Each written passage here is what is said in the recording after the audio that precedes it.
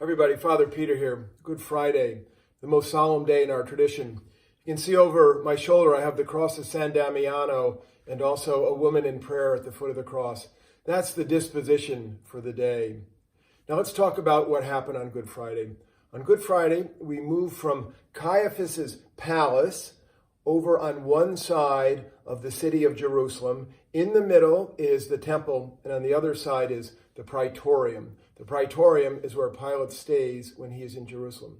Pilate is normally down in Caesarea because that is where the merchant port is that Pilate is overseeing. But given the Passover in the holy season, Pilate comes up to Jerusalem and stays at the praetorium to make sure there is peace in the holy city. While he is there, all sorts of things unfold that most assuredly Pilate could never have imagined. As Jesus is brought in the morning to the praetorium, Pilate is suddenly confronted with some major issues that he had not expected. In Mark's gospel, that movement begins at 6 o'clock in the morning and that he is there at the judgment with Pilate by 9 a.m. In the other gospels, it just happens in the morning.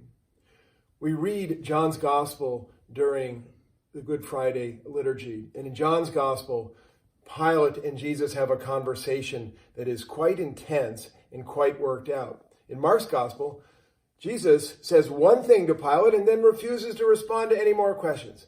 In John's gospel, they have this incredible conversation that has such wild and wonderful lines where Pilate is trying to understand Jesus and Jesus talks about the truth and Pilate says, "What is truth?" And he walks away and turns his back on the one person in the world who can give him the truth, who is divine truth. In another portion, we see that Pilate is moving back and forth with the crowd outside, Jesus on the inside. He's caught in between, and he says to Jesus, "Do you not know that I have the power to crucify you?"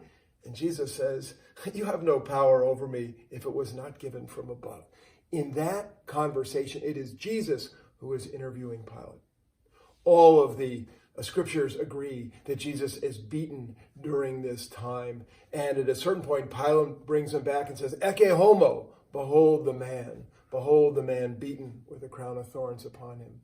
In the end, Pilate chooses to have Jesus crucified. He releases Barabbas to the crowd, and then he goes to the judgment seat. The judgment seat is a very interesting place because wherever and whoever is sitting in the judgment seat makes a proclamation, it is law.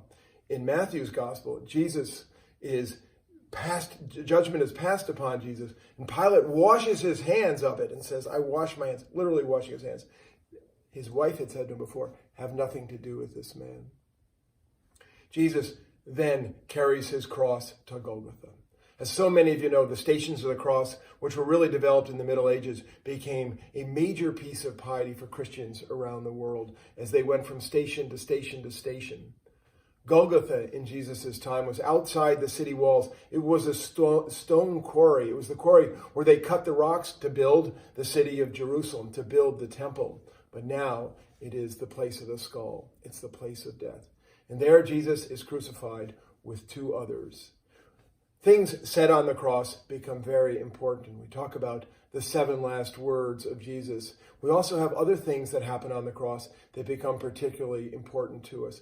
One of which is to see whether or not Jesus is dead. They're going to go break his legs, but it turns out he is already dead. And so a pike is stuck in the side of Jesus' body. And what does it say that comes out but blood and water? You may see when the chalice is put together on the liturgy of Holy Eucharist that wine and water go in here. That signifies the blood and the water coming out of Jesus' body. It is agreed that by 3 o'clock, Jesus has died. His last words are different depending on the Gospels. In Mark's Gospel, it is, my God, why hast thou forsaken me?"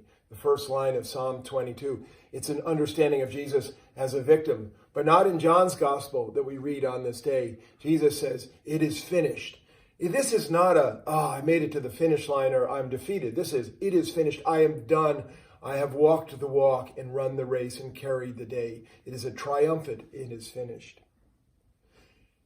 Jesus' death and burial from 3 to 6 in the evening is something that is memorialized in so many ways. Just think of that incredible Michelangelo Pietà that is in the front right side of St. Peter's Basilica. The absolute incredible pathos of Jesus laid over Mary's lap. Or go look up a Caravaggio of the Pietà. It is so moving you can hardly even stand it.